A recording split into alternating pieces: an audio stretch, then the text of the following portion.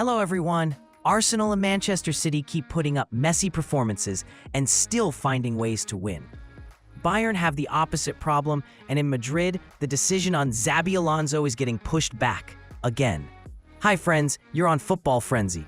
Quick pause, 2 seconds, hit that early like, and let's get into it.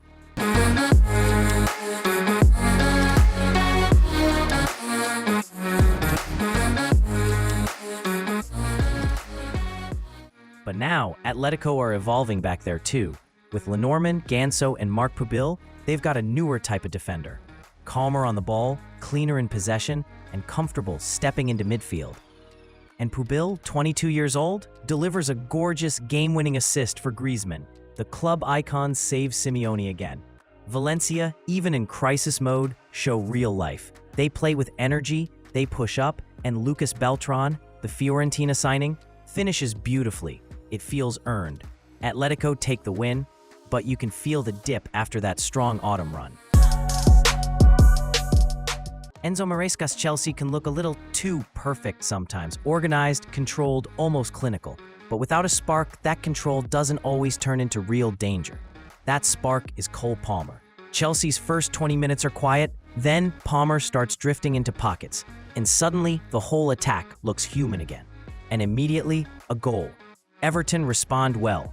Grealish, Ndiaye, the whole group, they create chances, they earn moments. But the ball just refuses to go in past Sanchez. And then Gusto becomes the difference again. He doesn't just assist, he scores too after Pedro Neto shakes Michalenko down the flank.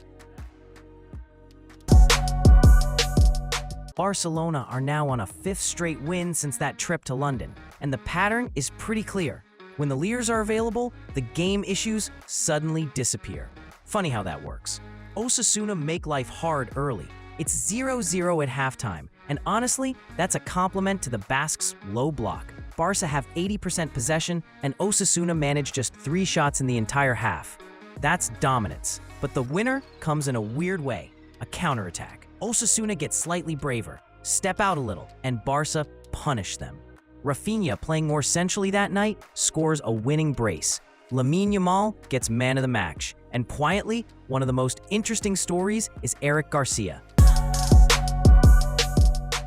Lazio win, but it comes with chaos. Basic and Zaccagni both see straight reds for dangerous challenges.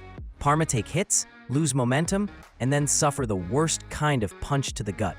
They concede to Tijani Nazlin, while the opponent has 9 men. That's a mental scar. And Lazio? Sarri's team keep fighting this season, despite a thin squad and restrictions behind the scenes. It's not pretty, but it's stubborn. Wolves score 3 at the Emirates. If you only read that sentence, you'd think Arsenal got embarrassed. But here's the twist. 2 of those are own goals. One goes in off the back of Johnstone, another off the head of defender Mascarell. Not Arsenal's Christian, a different guy entirely. And both deliveries, of course, they come from Bukayo Saka. Basically, the only consistent threat Arsenal have right now in open play. People say Gyökeres played, but I'm gonna need proof. That's the kind of luck Arteta is living on lately. Not pretty, but it pays. Bayern do what Arsenal didn't. They drop points against the bottom team, even though they don't deserve it. When a team hits 85% possession, you usually ask just 2 questions. When and how many? Bayern answer neither. They score twice. Kane from the spot and 17-year-old Leonard Carl again. That's his 6th of the season. And right now, a lot of people watch Bayern just for him. And when Musiala returns, it's not guaranteed Leonard's minutes just vanish. He's forcing the conversation. Everything looks stable. Alphonso Davies is back, Hirogi Ito is back, Ito even starts. And then one isolated mistake in the press turns into a goal by Lee Jae-sung. And yes, Bayern concede from a set piece again. At this point, it's becoming a weekly ritual. Urs Fischer starts his Mainz tenure with a statement result. City play worse than the opponent and still win with a big score. There's a cliche that champions win ugly. Pep just didn't plan on his team giving away so many open field breakaways at Donnarumma's goal. This is a poor City performance. They missed Doku badly. The replacement, Reinders, looks a bit out of sync next to Foden and Cherki, who, by contrast, connect instantly. And it's Cherki who loads the ammo for Phil in the second half. City's possession is slow. Palace keep punching back in transition, but Eze, Mateta, and Wharton can't finish. City can. Haaland converts the first real service he gets, then adds another from the spotlight. Pure football cynicism. This game is pure chaos. No slow build-up, no calm control, just pressure, vertical runs, and constant danger. Monaco press high and tear into Marseille's build-up. They create chances non-stop. They even score more than once. But the ref wipes out goals from Coman and Balogun. So in the middle of the storm, the only goal that counts comes at the other end. Greenwood finishes, Marseille steal the win, and both teams walk away, looking like they'll feel the hangover next round. When Alaves run the exact same attack twice in 5 minutes, and one becomes a goal, you expect a reaction. But Xabi Alonso looks frozen on the sideline. Either he doesn't understand what's happening, or he understands perfectly and is already thinking about what comes next. Then Vinicius and Rodrigo flip the mood immediately, and suddenly, Alonso has energy again. And here's Real's strange reality right now. The don't sub your best player rule is different in Madrid. Vinicius and Mbappe both play the full 90, even though one is clearly out of form and the other doesn't look fully ready. Still, one gets an assist, the other scores a massive goal. But the glue guy, the one holding the whole thing together, is Bellingham. 2 matches left before the Christmas break. Win both, and Xabi probably survives.